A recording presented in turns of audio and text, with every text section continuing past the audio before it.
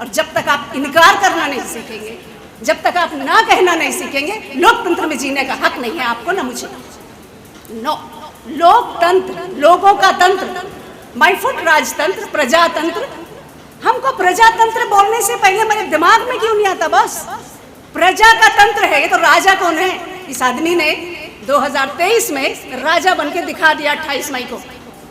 ये हमारे मुंह पे तमाचा है, हमारे पूरे संगठनों के लिए शर्मनाक की बात है कि हम यहाँ तक पहुँचने दिए। ये एक दिन में नहीं पहुँचे, 1 साल बाद, 2 साल बाद 100 साल कंप्लीट हो रहे हैं सर।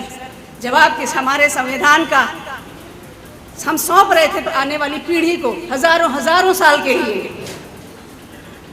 27 नवंबर वो दिन इन्होंने कसम खाई थी कि हम 100 साल के अंदर इस संविधान को उठा के फेंक देंगे और अपना राजतंत्र स्थापित करेंगे। उन्होंने स्थापित कर लिया है, हमने क्या उखाड़ लिया पता नहीं।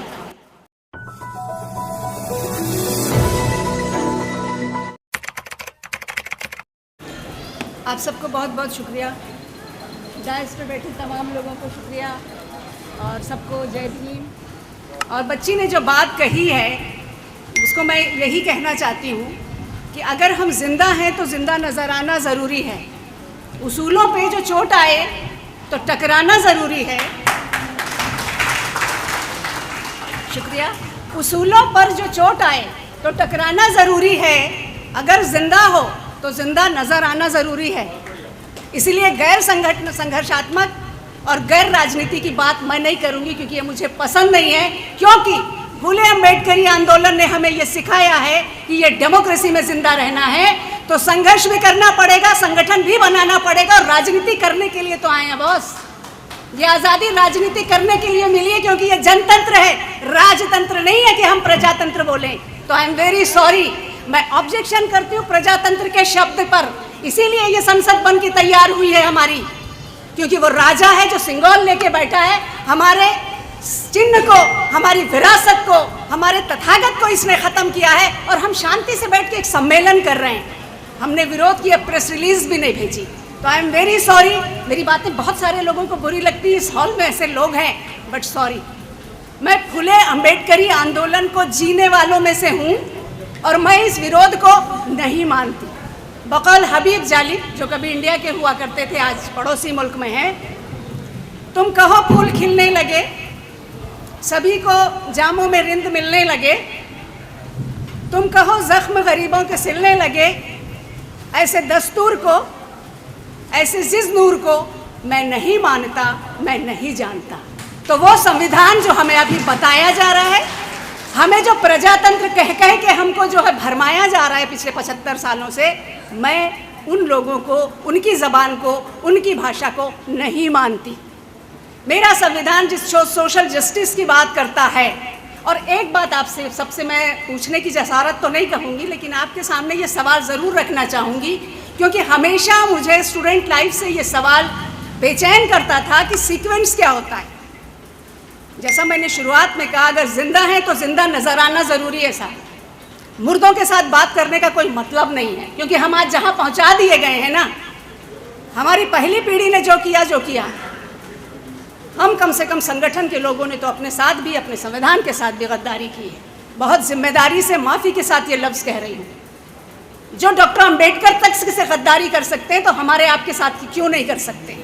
सॉरी, बट सीधा कहूँगी क्योंकि मैंने जितना पढ़ा उस पूरे इतिहास को, जब देश आज़ाद नहीं हुआ था तो उस वक्त का मैगजीन लिख रहा है 1 लाख, हम 20,000 या 40, मैं उसको 50,000 मानती हूँ, 50,000 औरतों को लेकर जो एक कन्वेंशन की थी डॉक्टर अम्बेडकर ने, हम में से कितने लोगों को उसकी तारीख याद है? और अगर याद है तो हम क्या कर रहे हैं?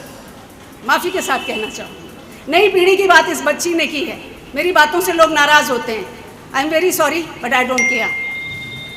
क्योंकि जब मलेरिया, अभी कोरोना में आपने वो इंजेक्शन लगवा लिया बॉस, जो इंजेक्शन आपके लिए जहर है।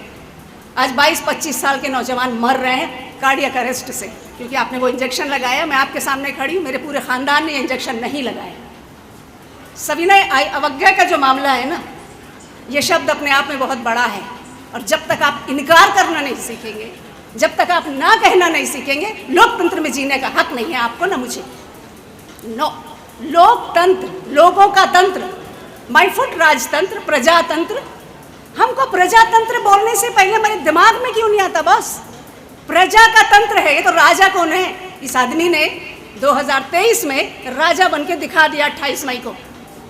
ये हमारे मुंह पे तमाचा है, हमारे पूरे संगठनों के लिए शर्मनाक की बात है कि हम यहाँ तक पहुँचने दिए। ये एक दिन में नहीं पहुँचे, 1 साल बाद, 2 साल बाद 100 साल कंप्लीट हो रहे हैं। सर, जवाब किस हमारे संविधान का हम सौंप रहे थे आने वाली पीढ़ी को हजारों साल के लिए।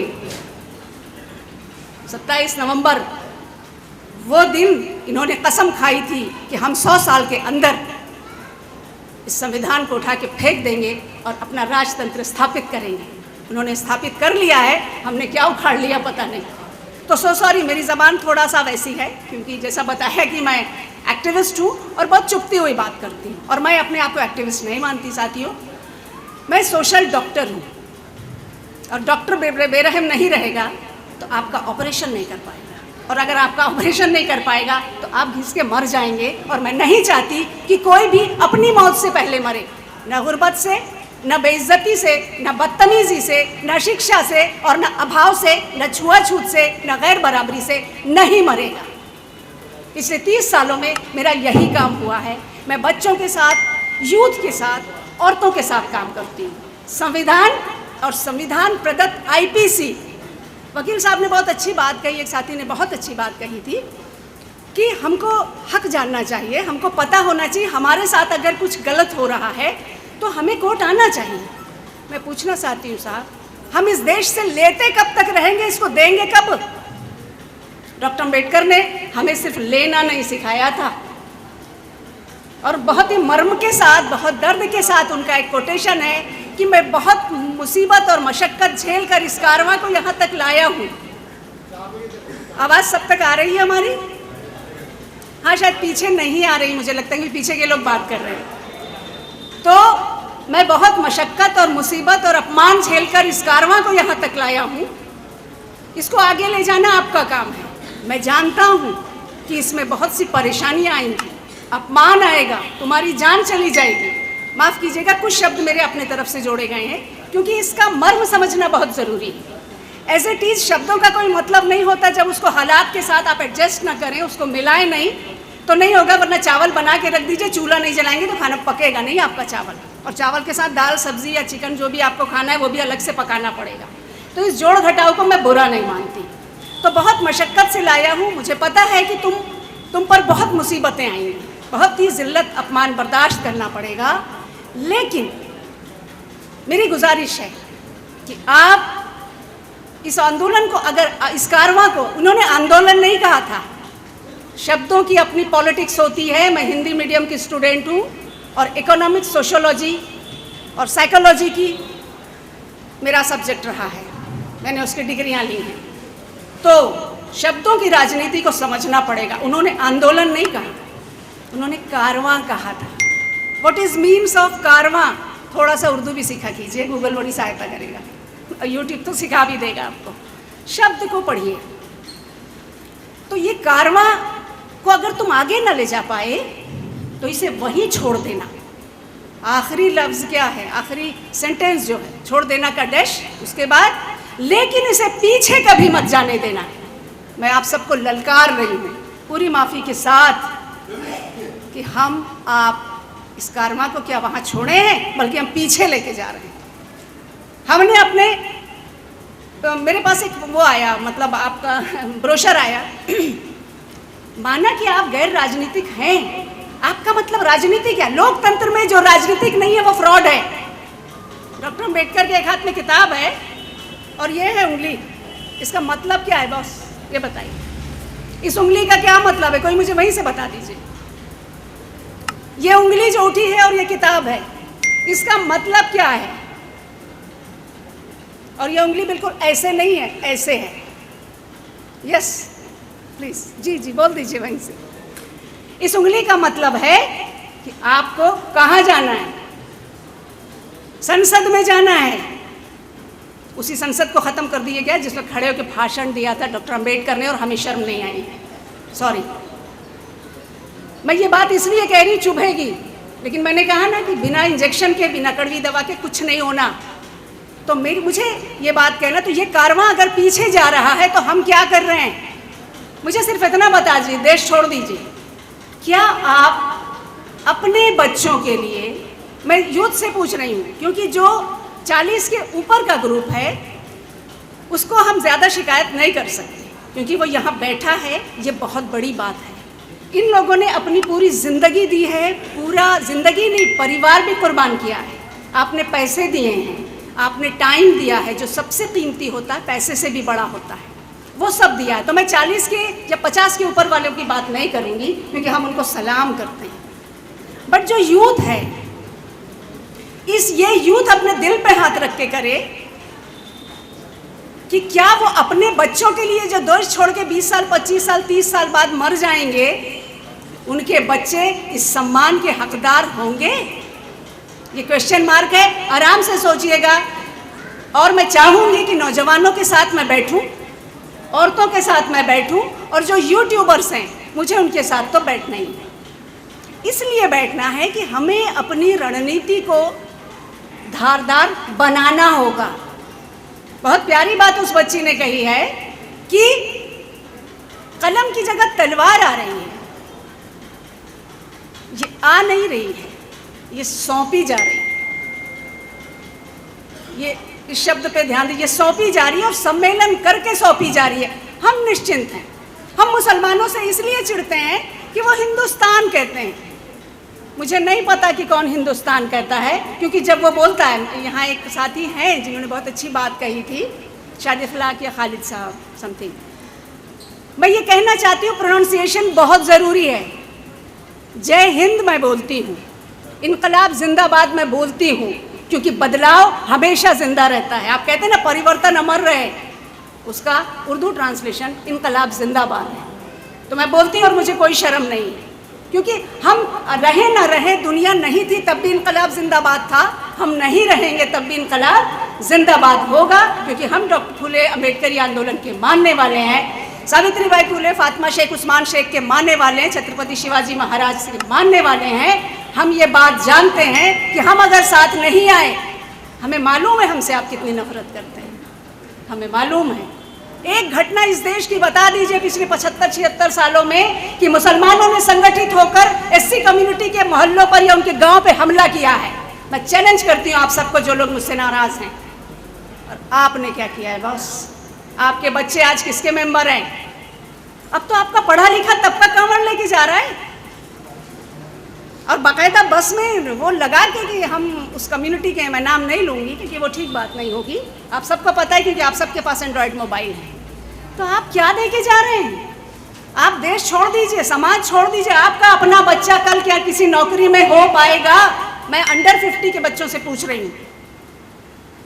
वो हालात बना दिए गए हैं और हम आज सम्मेलन कर रहे हैं। दिल्ली की यूनिट में आप खुद अपनी संख्या देखिए और उधर की संख्या देखिए और नौजवानों की संख्या देखिए। थोड़ा सा लजाने का टाइम है ये। अभी भी बहुत कुछ नहीं बिगड़ा है, कभी भी सब कुछ कभी ख़त्म नहीं होता। इस उम्मीद पे मेरी ज़िंदगी भी कायम है और इसीलिए लड़ रही हूँ। तो मेरा ये कहना है साथियों, मुझे बहुत ज़्यादा बात करना नहीं आता। ये जो सीक्वेंस है, शिक्षित बनो, संगठित हो, संघर्ष करो, इसमें मतभेद है। कुछ लोग सोशल मीडिया में मुझे कहते हैं नहीं, डॉक्टर साहब ने, मतलब डॉक्टर अम्बेडकर ने कहा था संघर्ष करो, संगठित हो। जहाँ तक मैंने पढ़ा है डॉक्टर अम्बेडकर को, और उनका चाहे वो मतलब प्रॉब्लम ऑफ रुपीज़ हो या इनहेलेशन ऑफ कास्ट हो, मैं वाकई पढ़ी हूँ। मैं रट के आपके सामने शब्द नहीं बोलूँगी कि वो न सिर्फ पढ़ाई यहाँ है बल्कि मेरे कदम भी उस रास्ते पर हैं। तो अम्बेडकर वाग्मय को रट के कुछ नहीं मिलना, वो ज़मीन पे उतरना चाहिए, कैरेक्टर पे उतरना चाहिए, समाज में दिखना चाहिए। और अगर वो नहीं दिख रहा है तो आज से सोचना शुरू कीजिए कि ये सीक्वेंस 3 सेंटेंस अपने आप में पूरा है।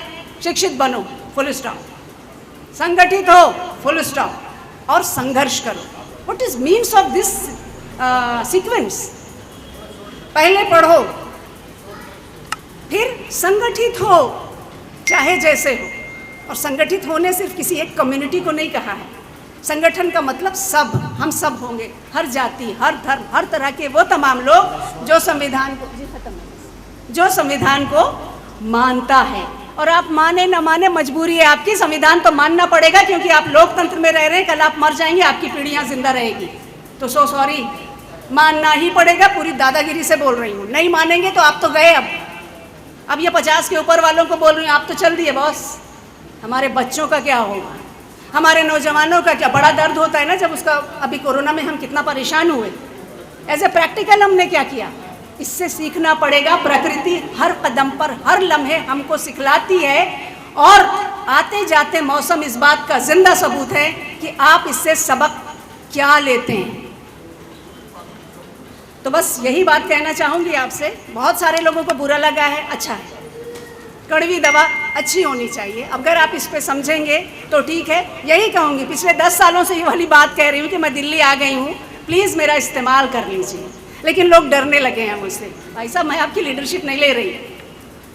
गूगल में मेरा नाम टाइप कीजिएगा, आपको 4 तरह की स्पेलिंग में मेरी कारगुजारी मिल जाएगी। बट मैं चाहती हूँ निज़ाम कोहन बदल डालूँ, मैं चाहती हूँ निज़ाम कोहन बदल डालूँ, मगर ये बात फ़कत मेरे बद की बात नहीं, मेरी औकात में नहीं है। मैं चाहती हूँ निज़ाम कोहन बदल डालूँ, मगर ये बात फ़कत मेरे बस की बात नहीं। उठो बढ़ो मेरे मुल्क के आम इंसानों, ये सब की बात है, 2 4 10 की बात नहीं। इनकलाब जिंदाबाद।